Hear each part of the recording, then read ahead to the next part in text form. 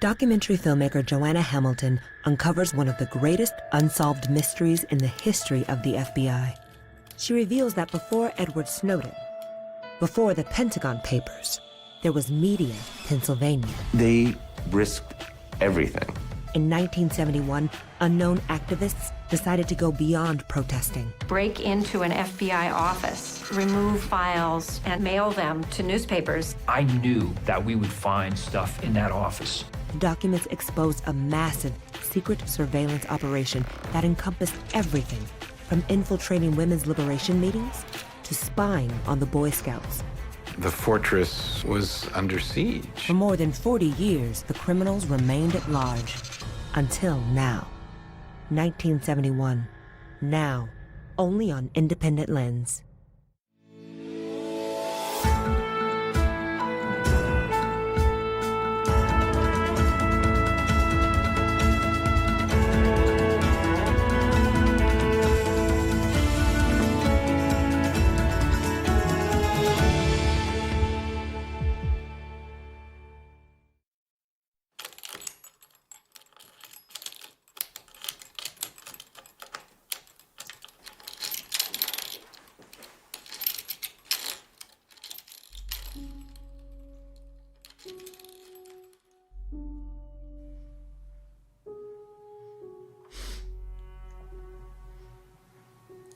It's just like, I don't know how to describe it other than when you recall something that was very intense for you.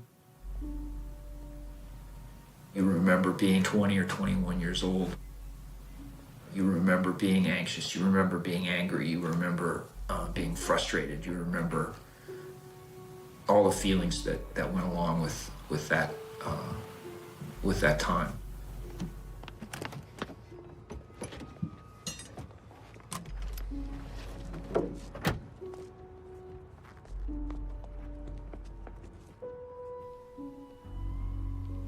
Being responsible for the consequences of your actions was a big part of growing up.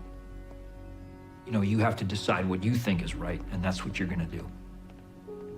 When I realized that so many things were so wrong, there was no decision to be made, you know, it's just, you have to do something.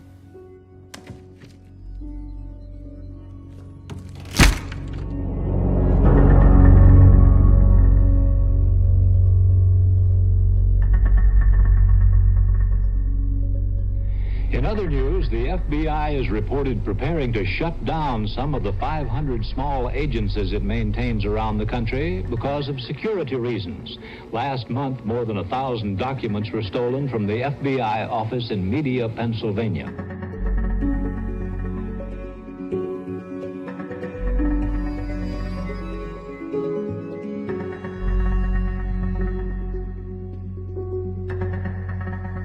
They called themselves the Citizens Commission to investigate the FBI. They went down this corridor, past the local draft board, and somehow got through this door into the FBI office and stole all the files, documents, and correspondence there.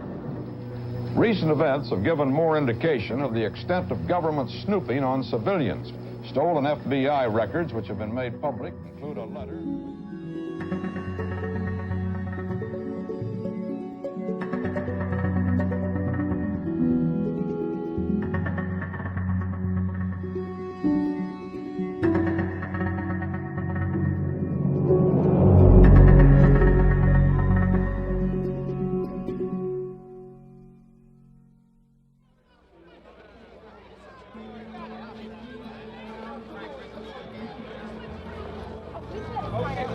Remember that we've got to go 2 by 2.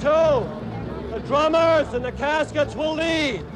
But before anybody does anything else, we should observe 5 minutes in which we will simply be silent with our own thoughts, with our prayers, with our visions of the future. When protests against the war in Vietnam were really taking off, we moved from New York to Philadelphia. Philadelphia was full of young families just like ourselves who were very active politically. And we found a community of war protest and draft resistance. We took our children to protests and rallies, and people were arrested. Well, let's talk about the year 1968. I don't think our country has ever gotten over 1968. 68 began with the Tet Offensive. Then My Lai was in March. In April, oh my God, Martin was gone. And then Bobby got killed. You can see things are very rapidly unwinding inside of America. We needed to find new ways of exposing that war and opposing that war. I was ready to make a transition from nonviolent protest to nonviolent disruption.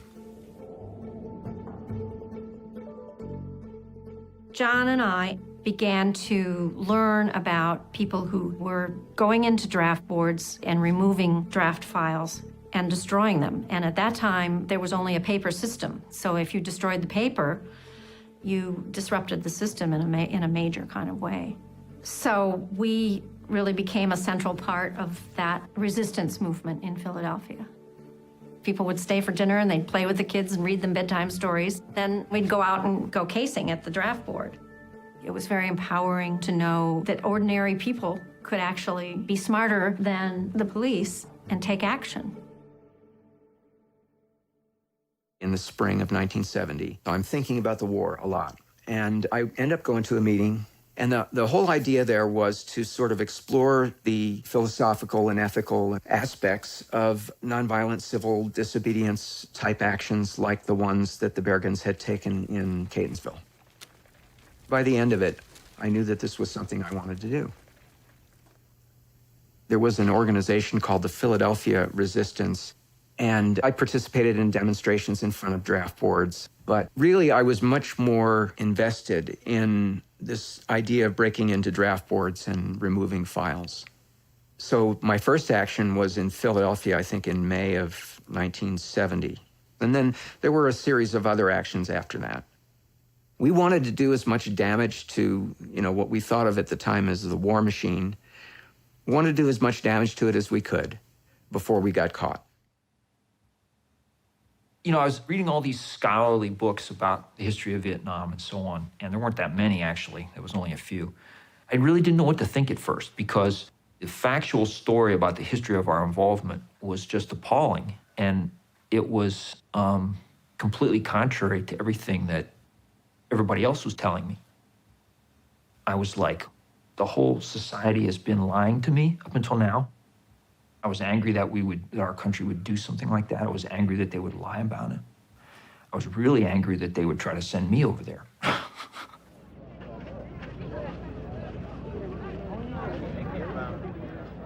I heard about the Jackson State killings while we were, in the planning stages of a demonstration. There was a face-off between the police and a bunch of students, and the police alleged that somebody shot at them from the window of the dormitory, and 2 students were killed. Kent State was big news everywhere, but you didn't hear people talking about Jackson State nearly as much. I remember being in a car, and they had the news on, and they played a tape that a reporter on the scene had made at Jackson State. The gunfire sounded like machine gun fire. And it just went on and on and on and on and on. And I just, like, I have to do something about these bastards. I was done talking at that point. I was really not interested in the conversational part of it anymore. It was like time to be confrontational. We're here because we think American lives and American values, as well as the lives of other human beings, are at stake in Vietnam. We would like to see... I was very much opposed to the war in Vietnam, as I was to preparations for war of any sort. I've seen the cars go by here with the hate-filled faces. There'll be people listening to this. You blame people for hating this? There'll be people listening to this program with hate in their hearts. And what I'm calling upon the American people is to have some compassion, some awareness of the problems of human beings in this world. We have the compassion and the awareness. That's why we're in Vietnam fighting for those people's Have some real awareness of U.S. traditions. I remember meeting Bill Davidan, who was at that time a professor of physics at Haverford College. He was very involved in the anti-war movement. Unfortunately, the Justice Department has been secretive. It has used a whole range of devious means. We who have tried to the extent... Bill was a guy who was in your face. He was a well-known activist. He'd been in many demonstrations. He was there sometimes with one of his little girls on his back, even. I think Bill was a kind of guy that he was going to do what he was going to do. The idea of not running away from the action. Don't just do it, but to stand up for doing it. I like that aspect of it.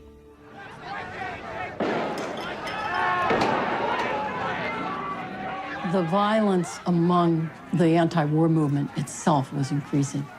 This was of great concern to Bill Davidan. People were getting so frustrated, and he was more and more concerned about people abandoning nonviolence. But at the same time, people in the anti-war movement kept telling Bill they feared there were FBI informers in their midst. There were people who you could tell were clearly agent provocateurs in some of the demonstrations.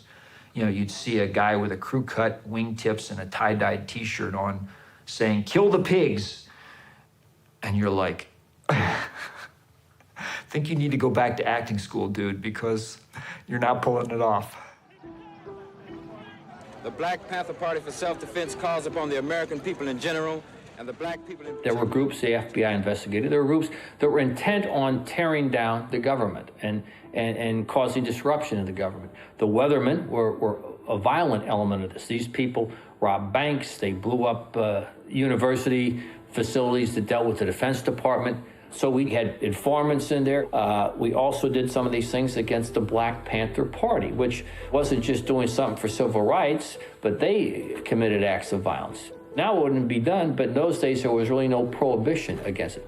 So if you're not doing anything wrong, you have nothing to worry about. It was simply trying to wreck the groups that were trying to wreck the country.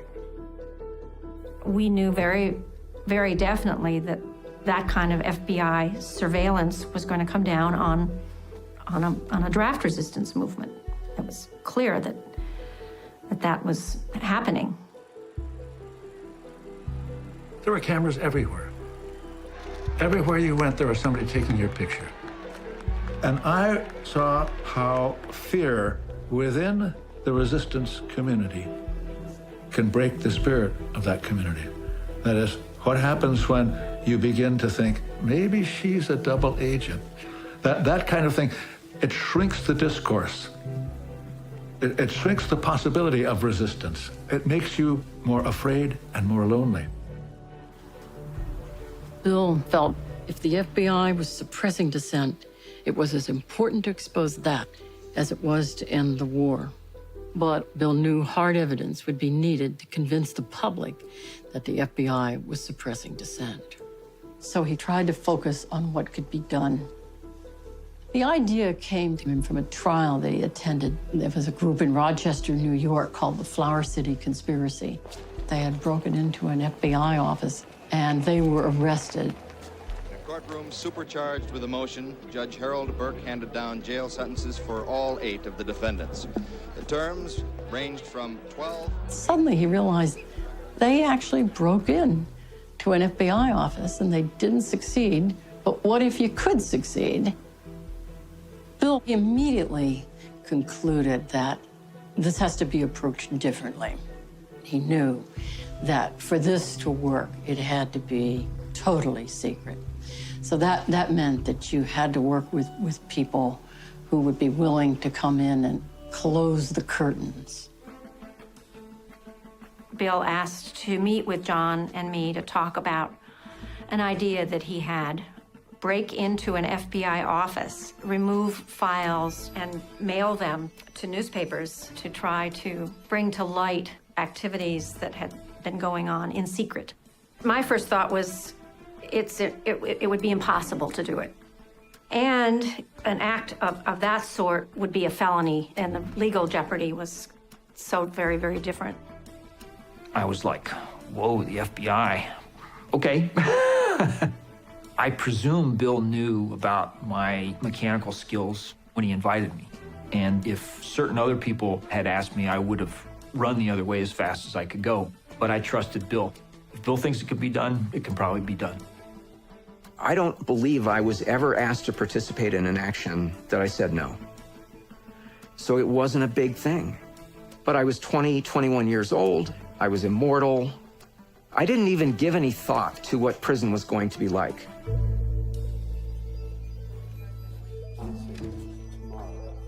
We began to meet. 9 of us at first. I would end up only 8. Bill was clearly the leader. And we knew that if we were going to undertake this break-in under the FBI, we had to run a very tight ship. If you asked me what my job was, part of my job was comic relief. People like me and Keith, and we were younger, much younger than the rest of them. And we kind of thought Bill was a little uptight. We met at John and Bonnie's house. You know, coming in, it was like, whoa, there's little kids in this house. And that was like kind of a shocker. I remember sizing up the people. And there were a couple people that I thought were maybe not as solid as they should be. If you're nervous in a meeting talking about it, you're really going to be nervous when you're inside the FBI office in the middle of the night. I felt two things at the same time. I felt a little bit like I was the den mother for the group. They were staying at our house, and I was fixing meatballs and spaghetti. But it was expected that I was going to play that role almost exclusively. And I was not real happy about being a little bit marginalized in that kind of way. We knew that this was a very serious action. And we knew that if we got caught, we were going to probably face very serious prison time. But we looked at the FBI office downtown in Philadelphia. That was impossible. That was in a federal building, and the federal building was active 24 hours a day. But back then, there were smaller FBI offices kind of scattered different places. So we looked up in the phone book, FBI, and sure enough, under media, there was an FBI office. It was inside the second floor of an apartment house. Media is a suburb of Philadelphia. The FBI has field offices and resident agencies. Resident agencies, at least in those days, were smaller, generally maybe only 20 agents at most, sometimes as few as 4 or 5 agents. They were not operated around the clock. We didn't have the same type of security. You locked the door when you left, you came back in the morning, unlocked the door. I wanted to see the layout myself. I didn't want to, rely on anybody else's opinion about it. And when I checked it out, there were certainly no alarms on the street door of the building. The office door was a regular old door with a regular old pin tumbler lock. I knew that we would find stuff in that office that indicated that they were doing things that were not only immoral, but probably illegal. And I'm like, okay, we might be able to actually do this. He's got a bomb in that package. Where is he? Next aisle over. Rice! FBI, put your hands up! The FBI television series was at its peak of popularity. It had been on since the early 60s. That's sort of indicative of the popularity of the FBI.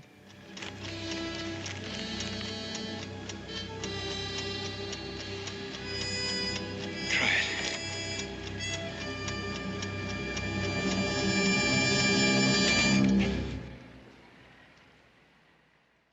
Well, I think it's interesting if you look at Hoover. Hoover was appointed director in 1924. He's 29 years old. Clearly, he was a brilliant bureaucrat. That's part of the reason for his success. He understood power, and so he was willing to act as a servant, but wasn't a loyal servant of presidents who gave him broad latitude. It's almost unprecedented in the history of the Western world that one person would have been in charge of such an important, potentially influential and abusive agency for such a long time. The America we live in today must awaken to the danger.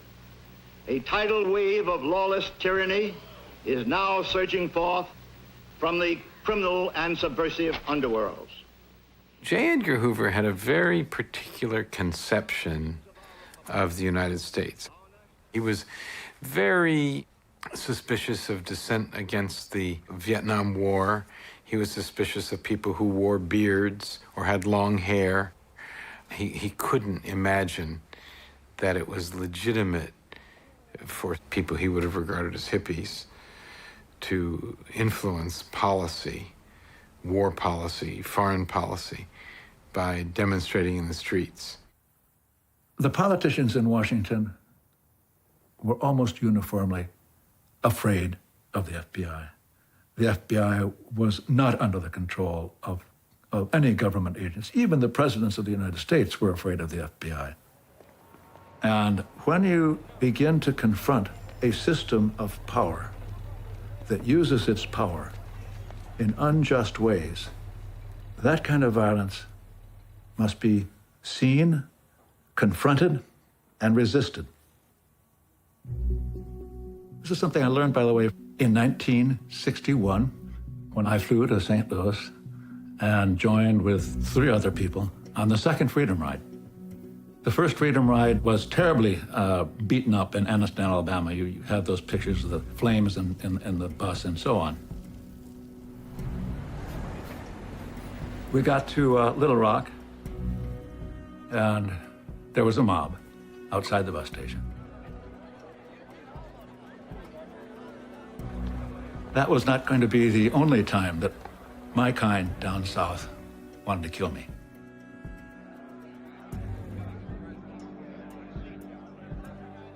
I was learning things I was never taught before. I was learning what power looks like and acts like when you're on the other side of power rather than the inside of power.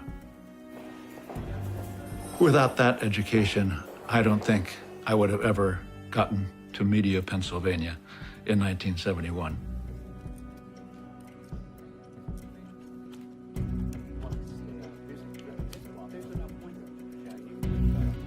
It progressed pretty rapidly in a few months. I took a correspondence course on locksmithing, bought some spring steel and a grinding wheel, made some tools and started practicing. It's not hard to do. It's just a manual skill like anything else. A hell of a lot easier than playing the guitar.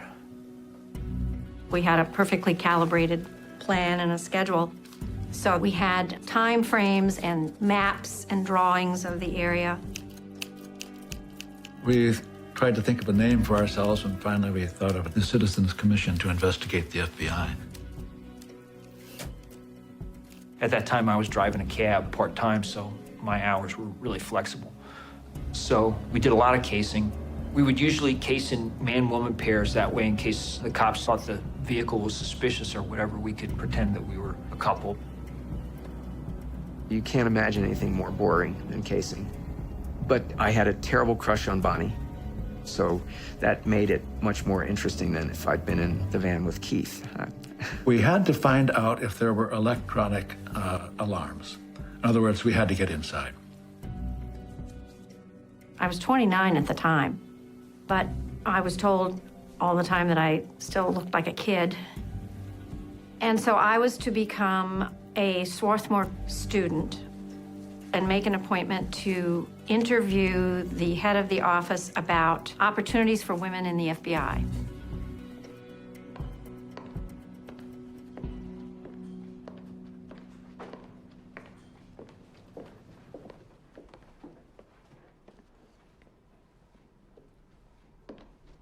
So you said it was Brenda?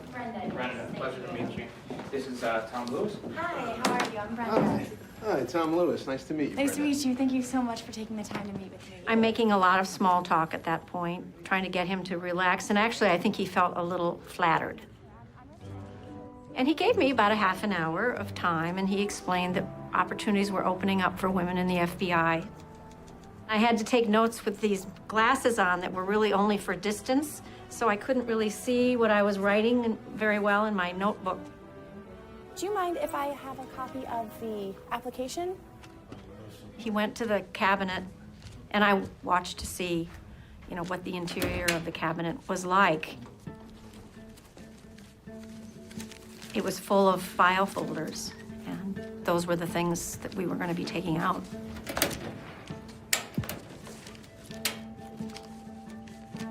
It was one of those steel cabinets where you just flip the handle and the door pops open. They didn't have locks. I think this is what you're looking for, actually. Great, thank you so much. This is perfect. No alarms, nothing over the doors. The front door of the building was just a small lobby that was always open. So I think at that point we were really on track to move ahead and do it.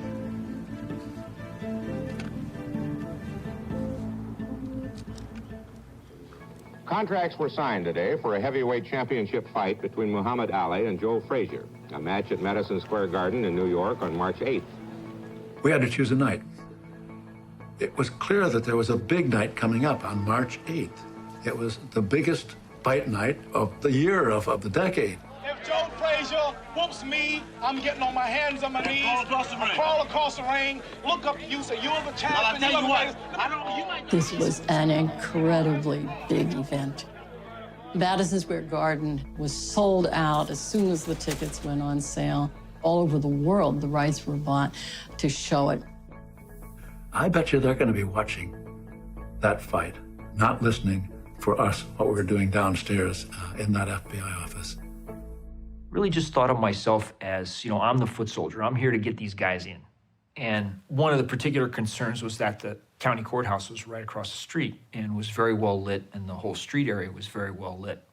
There was a guard that was on duty at all times in the courthouse, and they would have a clear view of the building that the FBI office was in. So blending in was important in that environment. So those of us who needed them got haircuts. Bill directed me to a very nice thrift shop in Bryn Mawr where I got a Brooks Brothers sport coat for $5.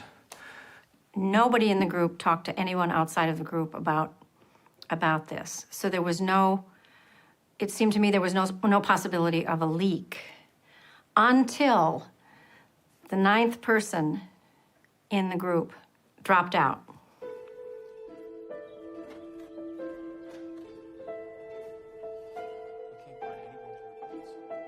Well, the 9th person knew who we were, knew our names, knew how we put together the action.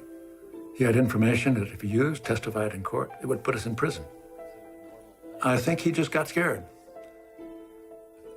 The truth was that Bonnie was much more enthusiastic for the action than was I, probably from the beginning. But certainly in the last week before the action, I was getting some very strong feelings about what would happen if we had to spend years in prison. My worry was that we, the mom and dad, would put those 3 kids in a terrible situation. I remember having a discussion with John late at night after the children were in bed.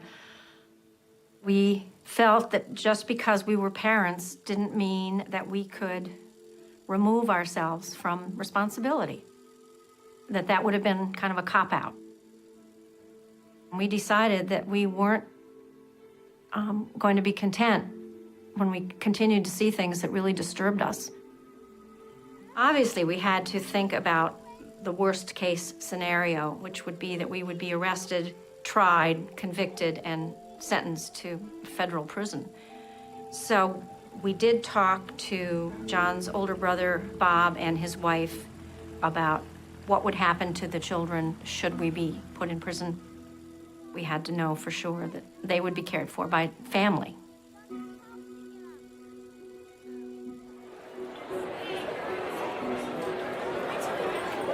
Heavyweight boxers Joe Frazier and Muhammad Ali meet in New York's Madison Square Garden tonight in what one promoter calls the biggest fight since Cain tangled with Abel. The hour of truth has arrived.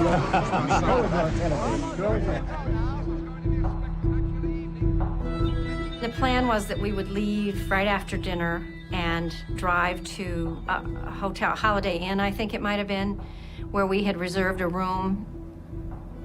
We went over every single detail that needed to be reviewed and contingency plans that we had. I drove to the office. I had some lockpicks and a small pry bar inside my coat. I went in the building, I went up the stairs, and just about fainted. The door had a circular lock on it, the kind that nowadays you see on kryptonite bike locks. I mean, that type of lock is extremely difficult to pick. I was like Was this here and I didn't see it? In which case I'm completely incompetent? Or was this not here and now miraculously right before we're gonna break in, it shows up, which means we've got a leak?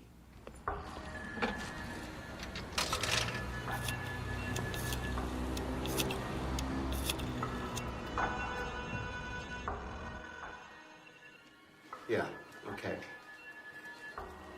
Yeah.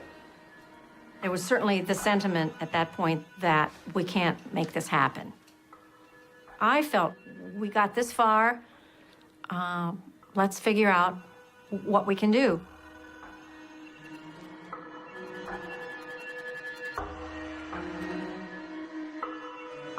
When the interview was over, instead of going back to the first office, I had to appear to be a little confused in order to see into the third office. In the third office, there was another door that entered from the hallway, and in front of that door was this huge cabinet. I said I thought that if they pushed the cabinet very slowly and carefully across the carpet, they could make enough space to squeeze in that door.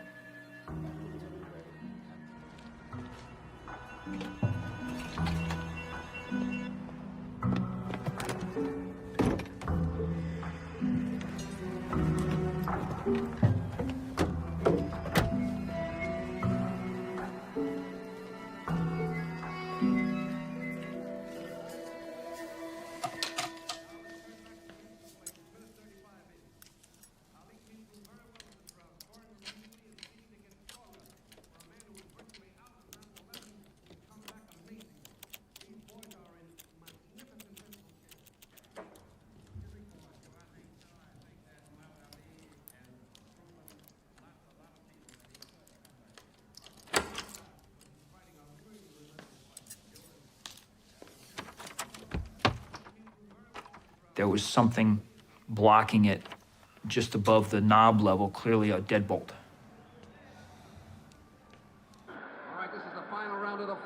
I could hear the building manager watching the Ali Frazier fight directly underneath me.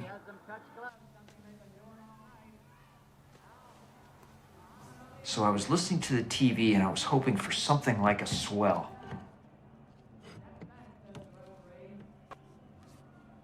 Time is important here.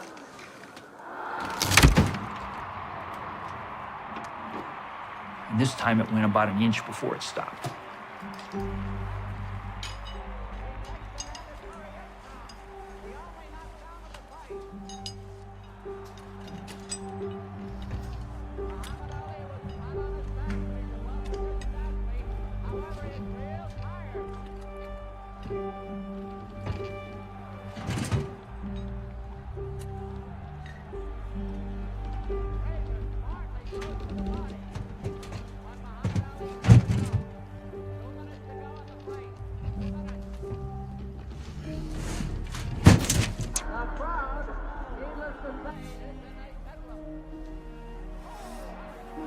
It took me more than 5 minutes, just pushing a very small amount, much less than an inch each time. It was very nerve-wracking. I didn't want to take forever either, but I knew if I knocked that over, that was the end. I got it moved enough that I could get through the door. I pulled the door to, packed up my stuff, and left.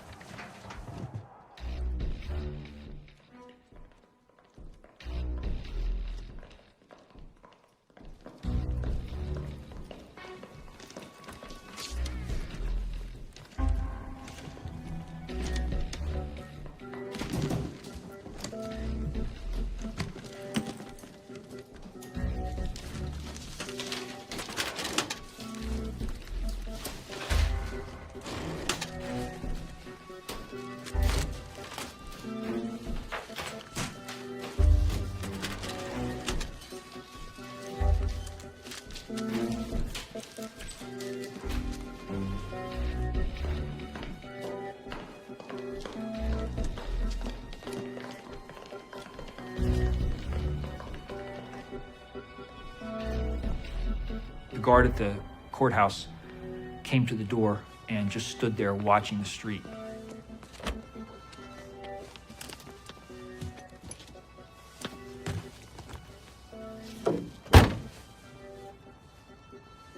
And we got in and drove away, and that was it.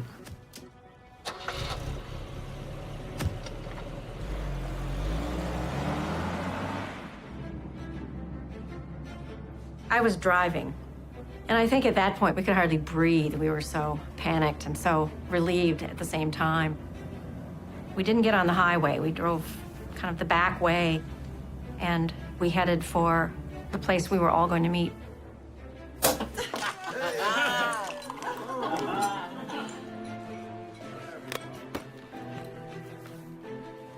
There's so much material. I mean, there was a lot of stuff. People would take a couple files and start looking.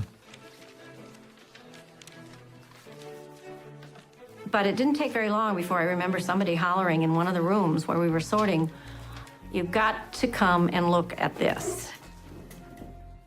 I kind of assumed that all the illegal stuff would be, nobody in their right mind would keep a written record of that. Apparently I was mistaken about that. A big proportion of what we had dealt with surveillance of people engaged in protected First Amendment activity. As soon as we saw how many of those files had nothing to do with crime and everything to do with political activity, we knew that the FBI was doing the things we thought they were doing. They have FBI agents in all the colleges, universities. Crazy stuff. Sending investigators to a Boy Scout troop out in Oregon because they were corresponding with some Boy Scout troop behind the Iron Curtain. Hiring one of the telephone operators at Swarthmore College to keep the tabs on progressive teachers and students. Okay, black student groups on college campuses. These are plans to infiltrate colleges with FBI agents to keep tabs on all the different groups that they consider anti-American. An FBI agent had infiltrated this anti-war group on a campus, a college campus.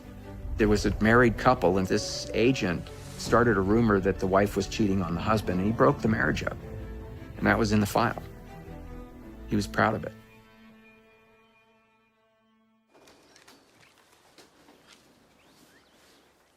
We knew it was going to take several days of sorting the files before we could even begin to mail them.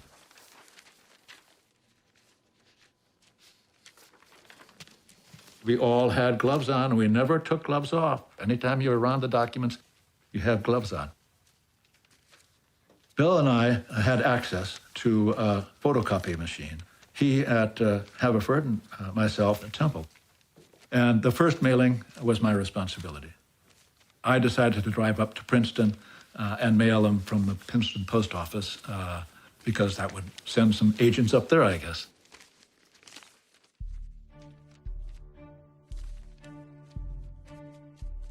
The morning that the documents arrived was a Tuesday morning. There hadn't been much publicity about the burglary. I think that the Post covered an AP story that was maybe 2 paragraphs. So I didn't expect to be receiving the stolen FBI documents. What I was reading was surreal. There were postal carriers who were giving information about professors' homes, mailroom people on campuses who were opening mail. I was particularly struck by one document advising agents to behave in such a way that people would think that there was an FBI agent behind every mailbox. It really didn't seem possible that that would be an FBI document. I mean, even if something like that was happening, would there be a record of it? I talked with the editors about it. The first thing we needed to do was to confirm their authenticity. It turned out that that was the easiest thing for us to do because the Justice Department was quite eager to confirm that they were authentic and therefore they should never see the light of day. The documents had gone to 2 members of Congress, and both of them had held press conferences and announced that this was a crime and that they didn't want to have anything to do with it, and that they were giving the documents back to the FBI. Congressman Mitchell was critical, but said, I read these documents, and these documents reveal illegal activity by the FBI and there should be an investigation.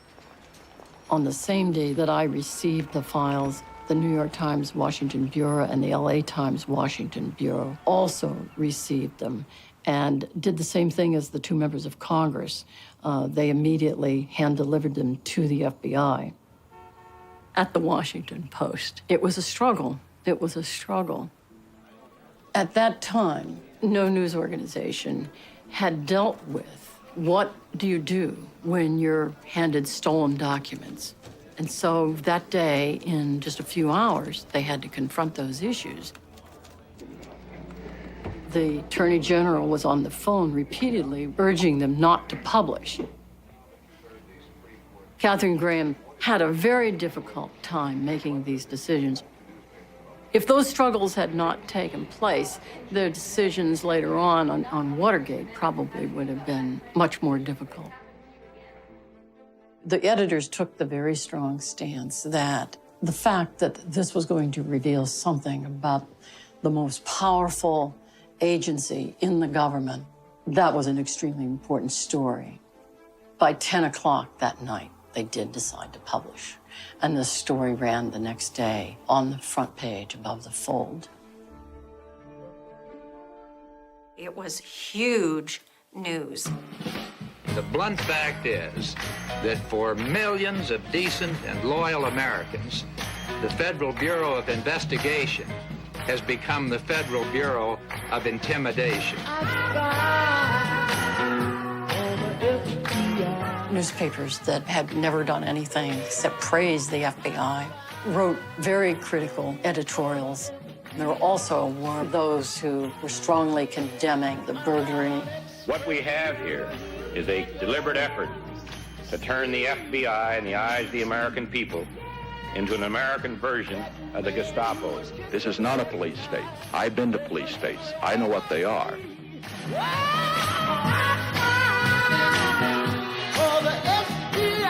This was really a frightening set of developments for a lot of the American public. You mean you can't have faith in our government, in the FBI? How could this be? This is the government. The government can do whatever it wants. Don't you know that? He's violating the Bill of Rights. It's against the Constitution. Don't be bothering the U.S. government with the Constitution. People were now, when you went and talked to somebody confidentially, they said, well, we just saw in the Philadelphia Inquirer that an FBI agent was talking to so-and-so and the registrars. And so it certainly made more difficult obtaining sources of information. Neither Mr. Hoover's friends nor his foes here on Capitol Hill expect him to retreat or retire under the heaviest political shelling of his half-century at the helm of the FBI. Is there any response on your part to the suggestions that you resign? I have no comment to make on that. Hoover wasn't saying anything publicly at the time. One of his favored reporters wrote an article soon after this saying that Hoover's reaction was apoplectic. I think he must have been beside himself. And it was nice to think that we could yank his chain like that. Because I really hated the man very, very much.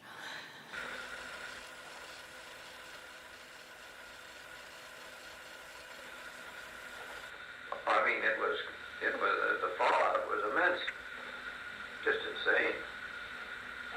You know, just the idea that they're closing up these offices all over the country, spending millions to transfer agents out of these resident agencies, and spending millions on unproductive work of guarding them day and night. I remember I had one thought, and it wasn't surprising, first of all. Why? I think we'd had a number of indications up to that time that... Well, there's one in Rochester that failed. Yeah. One of the reasons it failed at Rochester is because they got safes for them to put their sensitive documents that they keep out there.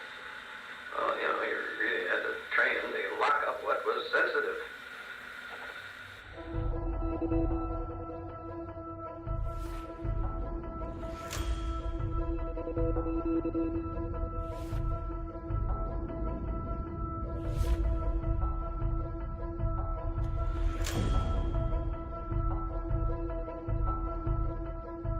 On the very first day after the burglary. The FBI decided who had been in charge of this burglary, and that it had been John Peter Grady, who had been a leader in the draft board raids. John Grady was a very well-known, outsized personality, and there were many rumors flying around that it was John that had led the media burglary. He was a wonderful person, but discretion was not his strong point. There were a number of people who told me that in confidence, that it was John Grady, and it was quite hard not to crack up at that one. But that was a widespread assumption on both sides of the fence. So thousands of people who had been at anti-war rallies were the first group of people who were viewed as potential suspects in the case. A flock of agents was rushed into the area to question suspects, workers, housewives, anybody. He put a folder down on the table, which very quickly it became evident to me that it was a folder on me, because as he opened it, there was a picture of me. They asked if we had ever discussed the FBI at any of our women's liberation meetings, and I said, "You've got to be kidding." When Hoover discovered that this woman had come into the office and interviewed the agent in charge, he was extremely upset.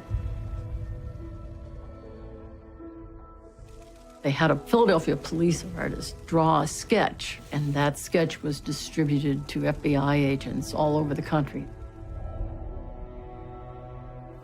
The FBI, through the whole East Coast constituency, 150 agents were looking for us. 150 agents. They were flooding Philadelphia.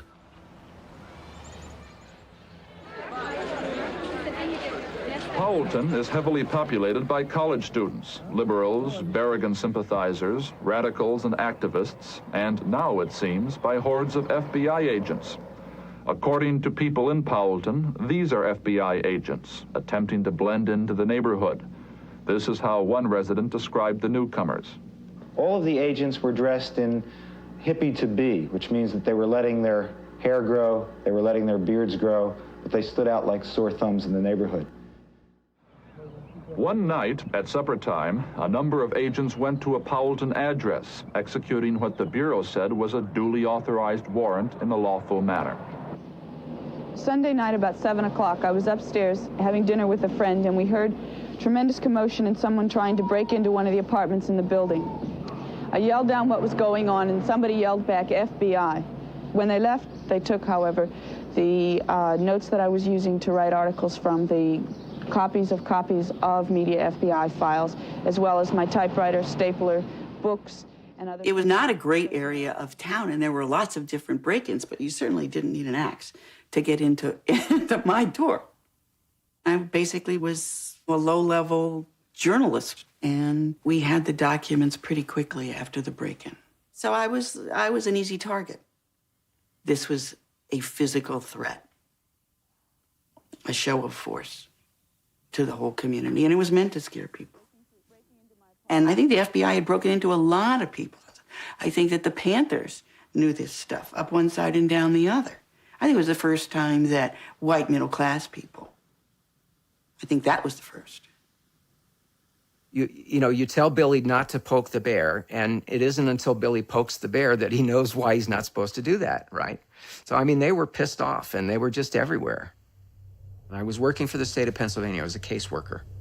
I was in my office, and I went downstairs, and there's a couple of FBI agents waiting to talk to me.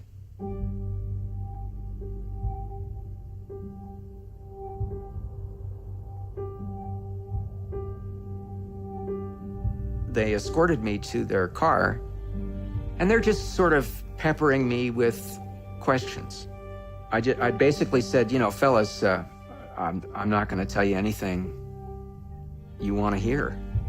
You might as well take me home. And they did. They drove me. They drove me right to my apartment. They wanted me to know that, they knew where I lived.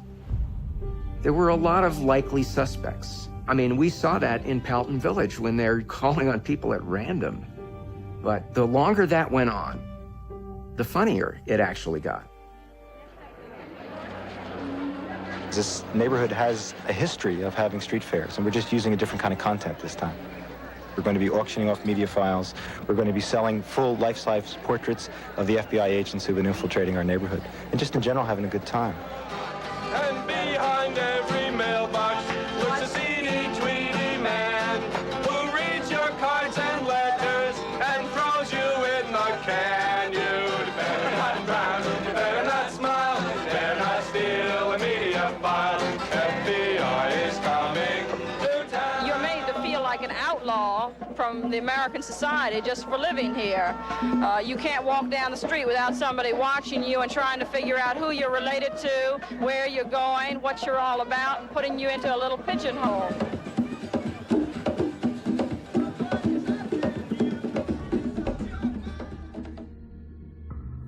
There was a part of Bill that really liked risk. He almost enjoyed what was going on. He was in churches and schools talking about these FBI files. He was not a guy that was going to be frightened. But for those first few weeks after the publication, and the FBI was everywhere, we were scared. So we went underground metaphorically. That is, we talked to no one about what we'd done. I didn't use the phone in our house. I would go to the payphone at the corner. We had to instruct the children that if strange men came to the front door and asked to speak to their mother or their father, that they were to tell them, no, you can't. A couple of times they said there would be a car behind us with two men in it, and they wondered whether they were FBI men. It really did sort of permeate our fears to a great extent. I had, of course, heard of the event, that nothing else was going on like that in those days. The draft board raids, there were over 350 of them.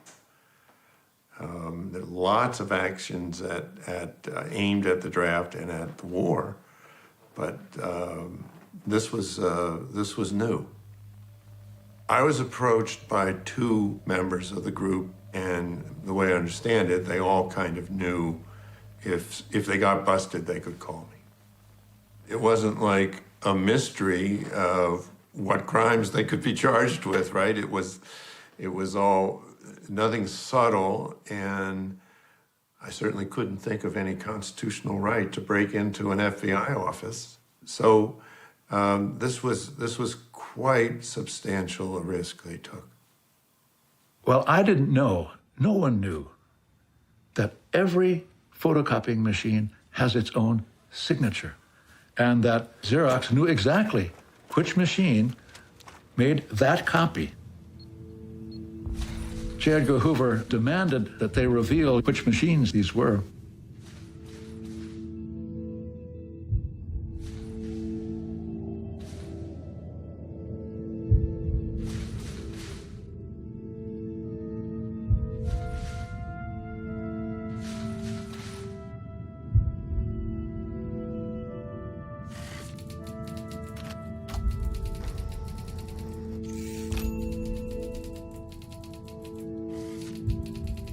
I was in my office at Temple, and I heard our department secretary talking to somebody about our Xerox machine.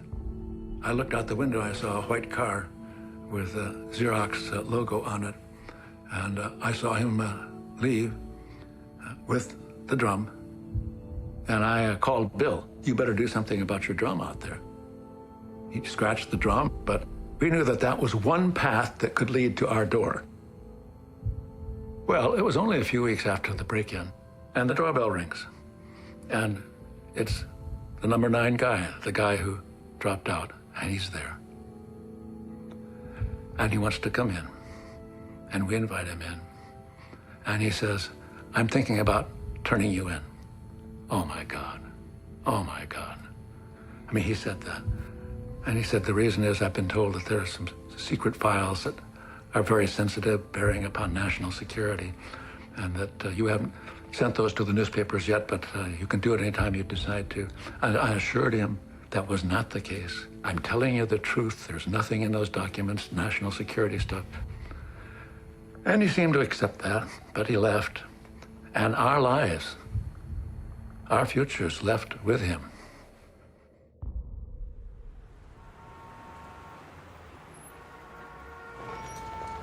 It's been over 2 months now, and the FBI hasn't been able to nab the thieves who stole the FBI's own documents in Pennsylvania.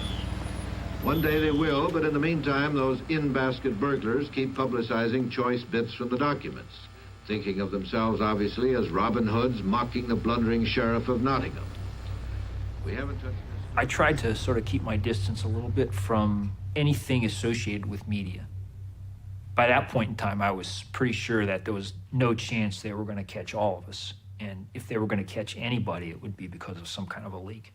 Because if there had been any physical evidence, we'd screwed up by leaving somebody's fingerprint behind or something, you know, that would have been, we would have known about that pretty quickly. I was very anxious to do something again. So now that we've broken into an FBI office and stolen documents showing that they're doing stuff that's against the law, how do you top that one? A few months after that, I got a call to participate in the Camden action. The thing to remember in my case about media is that media led directly to Camden. And Camden turned out to be a much more emotionally intense experience. Camden was where I got caught. The FBI early today caught an anti-war group in the act as it was trying to steal records from a draft board in Camden, New Jersey. 20 persons were arrested, including 2 Catholic priests and a Protestant minister. I was not terribly enamored with Camden when it was first presented to me. Some of the people that were involved made me extremely nervous 30 seconds after I met them. But it was one of those circumstances where, well, you can either join this one or you can join none, because that's the only one on offer at the moment. The only person in the group who knew that I was involved in media was Bob, and I knew Bob wasn't going to talk. That would be the last thing that you would do, would be to give up somebody else in order to save yourself. Did I think I was going to go to jail? Yeah. Did I think it was going to be uncomfortable and so on and so forth? Yes. All of that was clear to me. But things like how it affects your family, or how it's going to affect the rest of your life in some ways. No, I didn't really think about that kind of stuff. My parents felt like they were being shamed, banished from the polite company of the community. My mother was embarrassed by the whole thing. You could actually make her cry if you ask her about that, still to this day. You look at the way they went after the Camden 28, they wouldn't let him out on bail. They sought 47 years. They were just vicious. The trial lasted for 3 months. Our goal was to tell our story, to explain why we had done what we had done, and to call on the jury as an act of conscience to make a statement about this war by finding us not guilty. We did use the media papers to cross-examine the FBI witnesses quite effectively, you know. What does it mean that you wanted to create paranoia and have the New Left think there's an FBI agent behind every mailbox? What did you do to further that? The Camden jury heard questions like that, and the lack of a good explanation from the FBI. The government today lost yet another of its cases against anti-war activists. We've been having a guilty for 5 years for opposing this war, and we finally got not guilty. The people understood. It was such an incredible shock to be found not guilty by these people. And then all of a sudden, I am finding myself with a life ahead of me that I have done absolutely no thinking about. I mean, I thought my days were going to be planned by the federal government. My friends, to them it was like, okay, we just won a battle, it's on to the next battle. For me, I wanted the war to be over. Finally, I began to think, okay, we're going to be safe. I don't think they ever got close. And the reason they didn't is because they thought they caught us when they caught the Camden 28. But they had 5 years to bring indictments, and that was a long period. It was the end of the 60s for us. This was our signing out. We were exhausted emotionally and felt, I think, that we'd done our share, and now we need to get on with other things. The FBI watches people and activities in this country, but who watches the FBI? We have never been kept in the dark as to activities of the FBI. It's not too long ago that a certain member of the House inquired of me, to what extent does Mr. Hoover level with you with regard to these wiretaps? I said, I think he levels all the way. I never knew him to be anyone except to put everything right there on the table. Well, he says, suppose you were the... Media is a real problem for the FBI. Media is open sesame.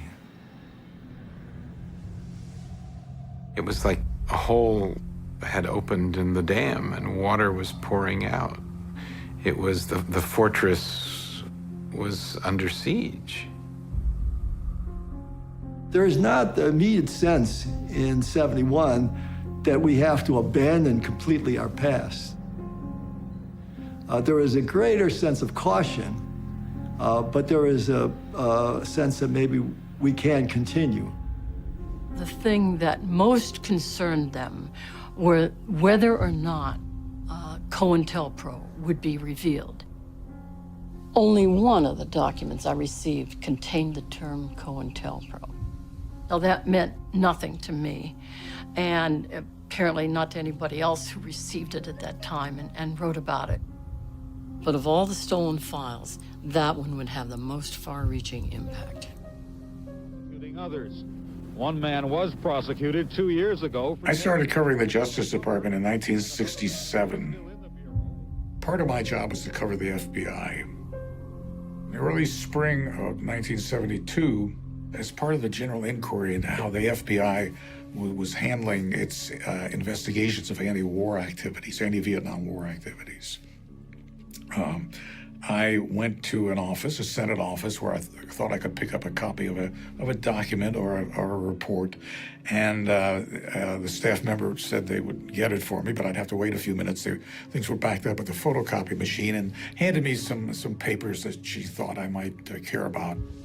I was not aware of the media break-in, and I didn't know where this document had come from. But to my astonishment, there was a piece of paper in there instructing agents to write and to mail anonymous letters to campus educators to take a stronger stand against the new left.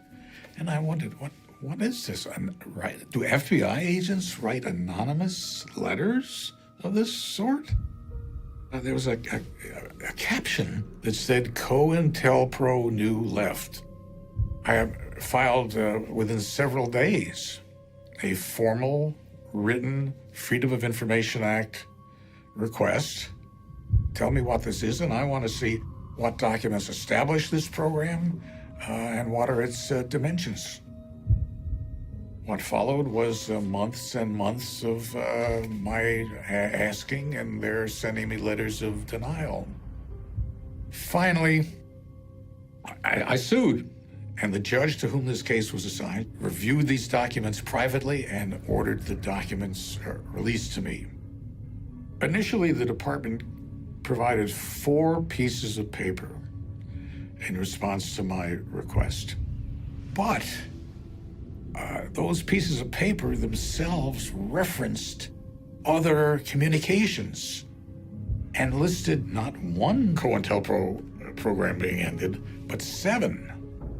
Ultimately, that led to their release of 50,000 pages. We went from 4, we got to 50,000. The FBI once considered installing an informant as Imperial Wizard of the Ku Klux Klan and distributed a Black Panther coloring book that depicted the police as saber-toothed pigs. These and many other dirty tricks carried out by the Bureau were revealed by the FBI itself yesterday when it released more than 50,000 pages from files on its counterintelligence program, codenamed COINTELPRO. The papers tell of a 15-year campaign of COINTELPRO had started back actually in 1956 with a program that J. Edgar Hoover had initiated involving the Communist Party. But it had expanded over the years. So that we know that roughly, 2,300 of these programs aimed at specific individuals and organizations were undertaken. Ramsey Clark, who was Attorney General when it started, called the program deplorable and said in his judgment those who took part are indictable. Carl Stern's request was for COINTELPRO, and he could make that request because this pilfered document contained the caption COINTELPRO. Because if you don't know about COINTELPRO, how can you ask for the COINTELPRO file?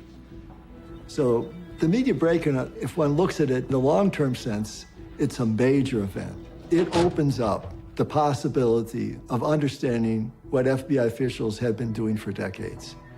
And then it comes at this really critical time where people are beginning to question the role of the intelligence agencies. You have this inquiry into the Watergate break-in, and COINTELPRO suggests that it's not simply a Nixon problem. For the first time, they have access to FBI records, unrestricted access, and it's a different ballgame. Today we are here to review the major findings of our full investigation of FBI domestic intelligence, including the COINTEL program. By 1975, Congress was willing to investigate, and the Church Committee hearings were held in the Senate. It was the first time that a legislative body in the United States investigated its intelligence agencies. In the area of what they characterize as the new left, an example... COINTELPRO was infinitely worse than people knew before all the information came out. I mean, the hints of how bad it was were there, but the hints are not the same as getting the rich and extensive detail that we obtained. In the area of women's liberation, report after report about meetings of women who got together to talk about their problems. Now, how the Bureau got this information is not entirely clear, but it's apparently by informants. Reports on particular women who said why they had come to the meeting and how she felt oppressed, sexually or otherwise. Nothing to do with violence, nothing to do with these labels of subversion and extremism. And what's the conclusion on the document? Quotes, "We'll continue to follow and report the activities of the women's liberation movement." In any event, the most dramatic testimony today involved the surveillance of Martin Luther King. The committee staffers described in detail attempts to discredit and to destroy King. The Bureau went so far as to mail anonymous letters to Dr. King and his wife, which were mailed shortly before he was awarded the Nobel Peace Prize, and finishes with this suggestion. King, there is only one thing left for you to do. You know what it is. You have just 34 days in which to do it. This exact number has been selected for a specific reason. It has definite practical significance. It was 34 days before the award. You are done.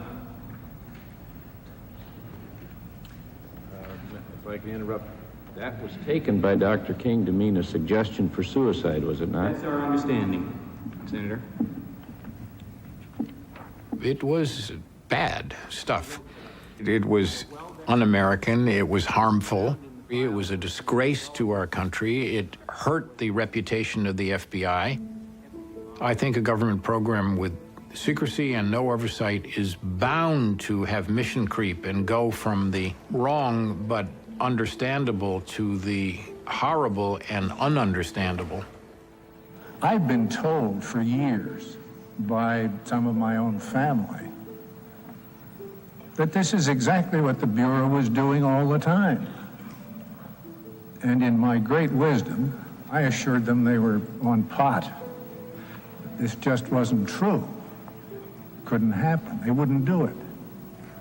What you described is a series of illegal actions intended squarely to deny First Amendment rights to some Americans. And that's what my children have told me was going on.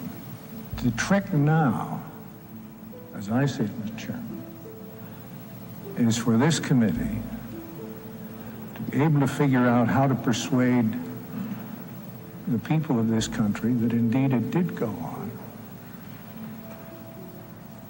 And how shall we ensure that it never happen again? My impression at the time was that never would have happened without us. Now, that could be wrong, but that's how I felt at the time. You know, I never thought it would be permanent, which history has shown that it wasn't, but at least it backed him off for a while. At least for one brief moment, there was a flash picture of the abuse of power with no proper oversight, no accountability.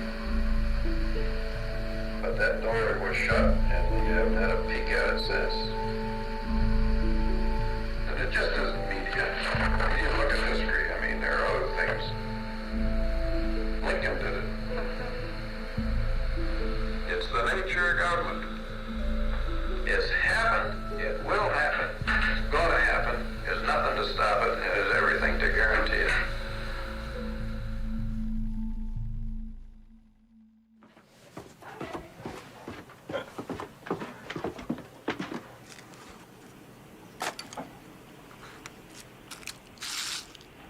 Yeah, these are pins, never used, you know, new ones for when you're changing the combination of a lock for somebody. Just some miscellaneous lock parts. It's a long time ago, and a lot's happened. The country's changed a lot in the intervening periods. I really kind of stopped being active when the kids were born. And we didn't talk about it much. I mean, it wasn't the kind of thing we discussed at the dinner table. I didn't regale them with war stories or anything like that. In our case, a lot of the stuff that happened in the 60s and 70s, you know, we're getting older. We're not going to be around a lot longer. And I was very concerned, you know, when I saw that Bill's health was failing.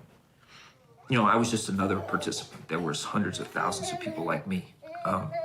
But there weren't hundreds of thousands of people like Bill. He made some really tremendous contributions and took some big risks and made some big sacrifices. And I really wanted to see this story come out before it was too late.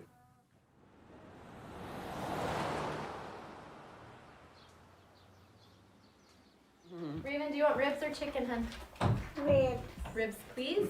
Today, I would definitely describe myself as being much more conservative than I was in my 20s.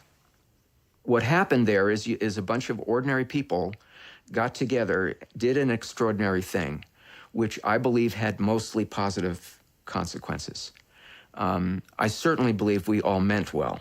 You raise your hand when the teacher asks. And at the same time, I am aware now, in retrospect, that there were any number of unintended consequences that flowed from those actions. One of the effects of what we did was to raise the level of cynicism in this country. And so the power of unintended consequences has caused me to want to make smaller waves. I'm about a little pebble here, a little pebble there. In the sky.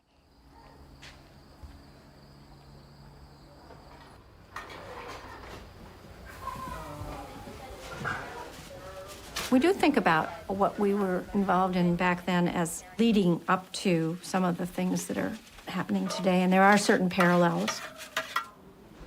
As the years passed and we began to see it sort of receding in terms of interest in nailing these people, I think we just felt, oh, well, that was then, and this is now, and there's a story to be told.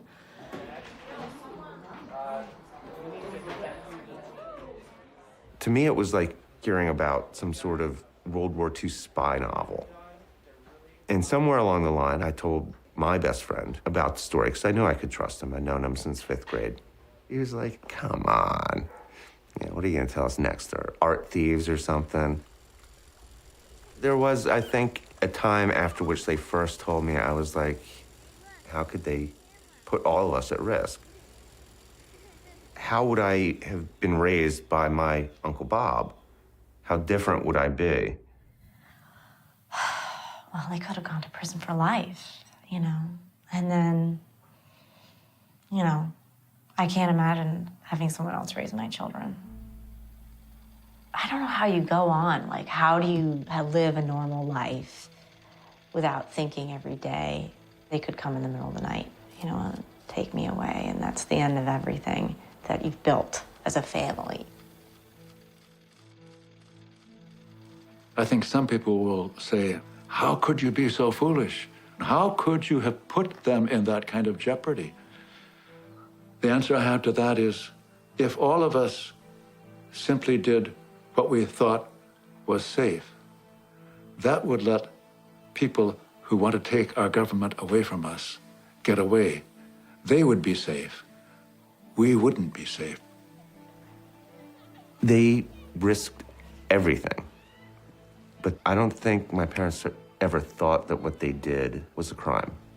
They saw injustice and decided that they were going to act on it in an American citizen's way.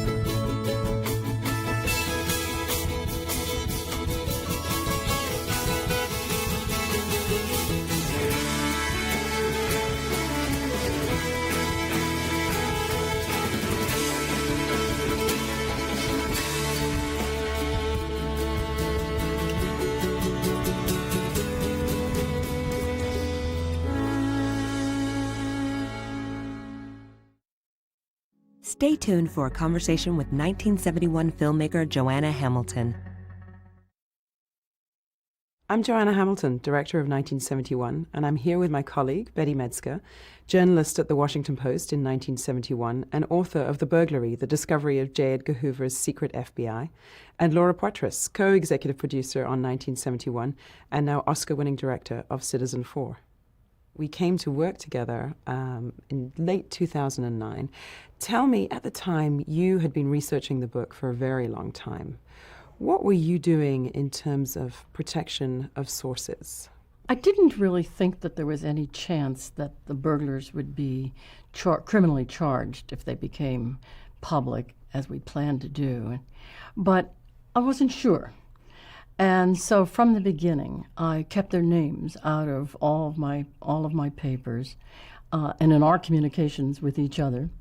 And in fact, in the manuscript, when I submitted it to the publisher originally, there were numbers instead of names. And I didn't use the names in the manuscript until the last possible time before it went to press. And Laura, when I first came to see you, which was also late 2009, early 2010, you and I sat down over coffee and I told you the story. You were familiar with it, both familiar, and you also had concerns, didn't you? I mean... Yeah, I mean, I had known the story about the burglary, and I thought it was incredible that they were coming forward. I mean, they had managed to remain anonymous for so many years, and they had made the bold decision to come forward. And I knew the story because I was already working on a project about the NSA, and and obviously the church committee and what we learned from the burglary and what was going on with the FBI and spying on civil rights organizations this was kind of the bedrock of understanding this sort of the government overstepping its boundaries and what happened, in a positive sense in terms of the reform. So then in mid-2013, I was in the edit studio finishing the film. At least we were approaching the end of the edit. Betty, you were approaching the end of the book. And lo and behold, the Snowden revelations start coming. Betty, can you talk a little bit about your process and the impact that the Snowden revelations had on the book? Well, my first reaction after I read the first story was, I can't believe this is happening again, separated by 40-some years. I did feel it might be construed as a quaint piece of history, and here we are, you were the one putting it on the front pages. Well, I think the answer to the question is clearly in your film. When you have the government with this kind of power doing these kinds of things in secret, and then also how it can be used to target people who are engaged in legitimate political activities. You have the spying on Martin Luther King, for instance, that was revealed ultimately by the COINTELPRO and the burglary. So, these kinds of things are really threats to our democratic system.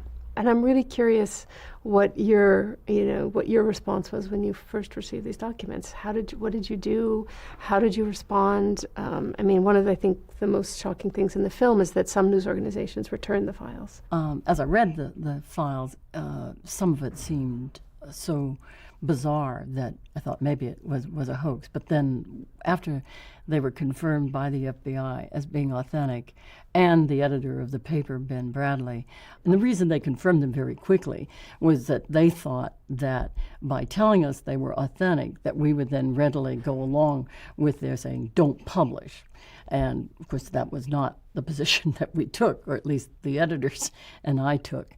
And what I had to worry about was something that seems quite quaint now, which are fingerprints, but also, as I soon learned, the markings on the paper that copiers in those days left markings that could lead to finding the machine on which the copy had been made. I decided that if subpoenaed to testify about the files, that I would refuse to do so, and that if that led to contempt and going to jail, that this information was so important that was a worthwhile thing to do.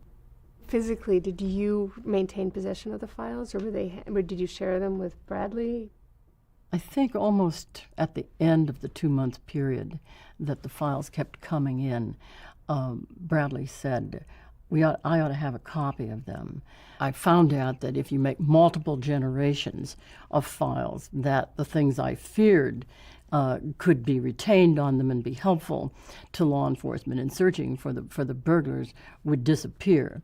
And so I went out to a distant copy machine and I made multiple copies, destroyed the original copies I received, plus the early generation, kept a set for myself, and then gave Bradley a set. And the agreement that we had was that they would be in a big envelope, and that the envelope would be sealed, his signature would be across the seal, and that no one could open that file or have any kind of access to it. It was placed in the safe across from Katharine Graham's office. But a year later, when someone went to get the package, it was gone, and never had an explanation for it. I think what's so extraordinary about your film, here, we have sources who'd managed to remain anonymous for 40 years, and to be able to not just learn their names, but actually to meet them and see who they are. The archival footage is extraordinary. And how was it for you, like when you first met with them, and what did it mean for you to be able to document?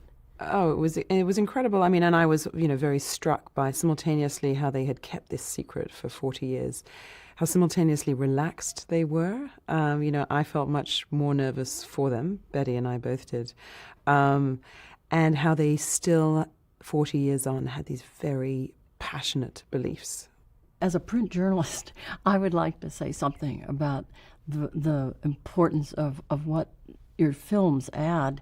I mean, it's not just the emotion, but also the original knowledge that you create a record of, but also adding credibility to the story. So far, I've been incredibly gratified to see that we've had a really good mix in the crowd. People who were politically active in the 70s, who remember that era so well.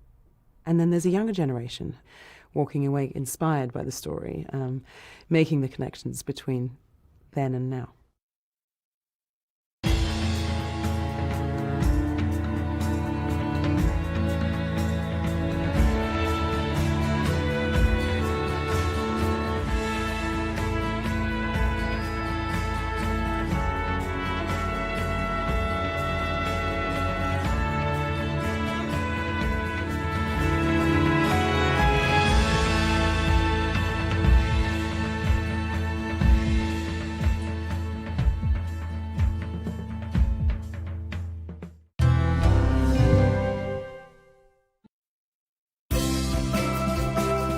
PBS, your home for independent film.